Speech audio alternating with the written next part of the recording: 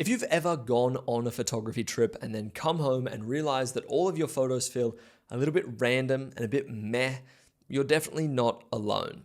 I've done it many times, and I know a lot of other people that have set out with the goal and idea of going on a trip to take incredible looking photos, and once they get home, they're a bit rubbish. They die on their SD card and they don't go anywhere.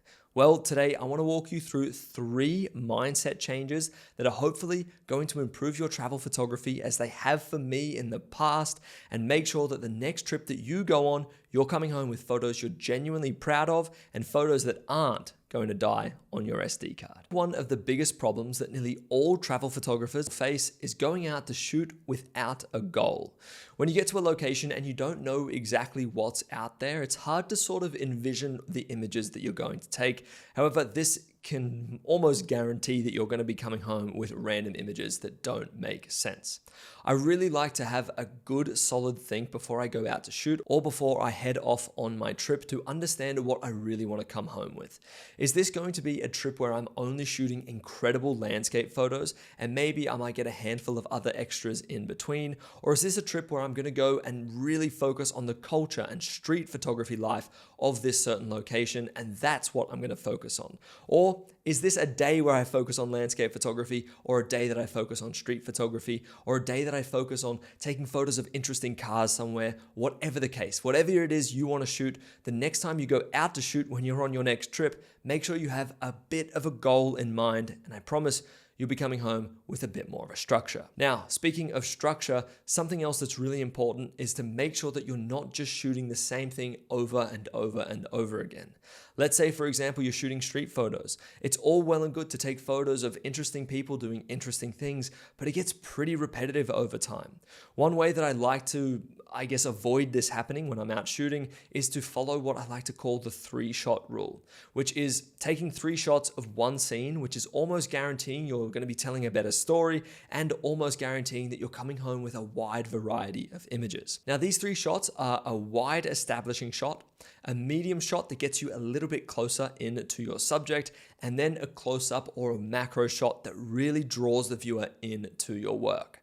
This doesn't have to be shot with different lenses. You don't have to shoot your wide shot with a 16-35 and then your medium shot with a 50 or an 85mm. It can also be your positioning when you're taking the photo. Maybe you take a couple of steps back, get something a little wider, then you come in closer to your subject, get a photo up close, and then maybe you take a photo of their hands, for example, or something that they're doing or something that they've just made. Either way, breaking down and simplifying the photography process is going to make sure that you're coming home with more and better photos. That's the key there. Not only more photos, but better photos as well. Mindset shift number 2 is to make sure that you're not going overboard with gear. I find that when you take too much gear, it overwhelms you and slows you down so much. Not only physically, because you're just carrying around bigger, heavier, and more gear, but it's also a little bit of a block when you're out shooting.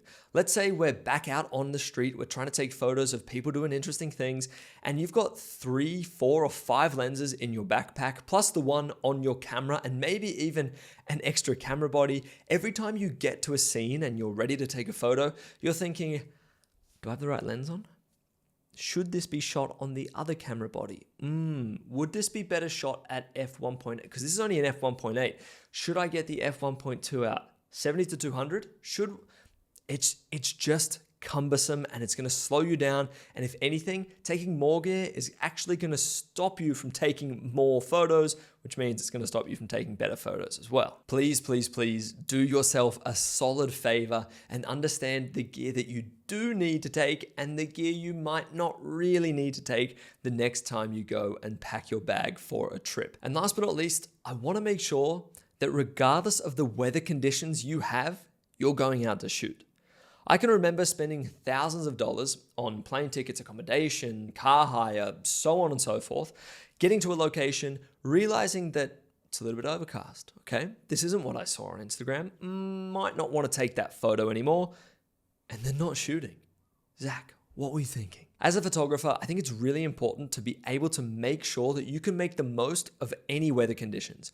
Whether it's super overcast, whether the light is coming from the wrong angle because you're visiting at the wrong time of year, whatever it might be, making sure that you're still going out and one, practicing your craft, practicing the art, and then also just making sure that you're taking photos. So if you don't end up getting back to that location, or if you come back the next day and the conditions are even worse, you've at least got something there with you. You've at least captured the location, the destination, whatever it might be that you wanted to capture when you first set out on your trip, and you're not coming home empty-handed. This also ties in perfectly with the locations maybe not being as beautiful as you expected, or the locations just not being right.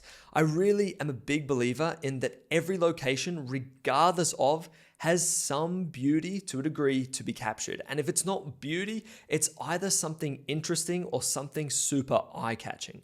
Either way, you should be going out to shoot regardless of where you are, especially if this is a photography-focused trip. Once again, speaking from experience, so many times I've gone to locations and been like, this is just not right. The trees are the wrong color, whatever it might be. They knocked down this. It could be anything. This is now under construction, for example. Whatever the excuse in my mind was, and then I leave my camera at home or in the hotel, and then that's it. I don't take the photos. I come home empty-handed. And then a couple months later or a year later, I'm sitting there thinking to myself, Zach, why didn't you just go out and take the photos in the first place? They might not have been perfect, but sometimes imperfect photos are the best photos that we take.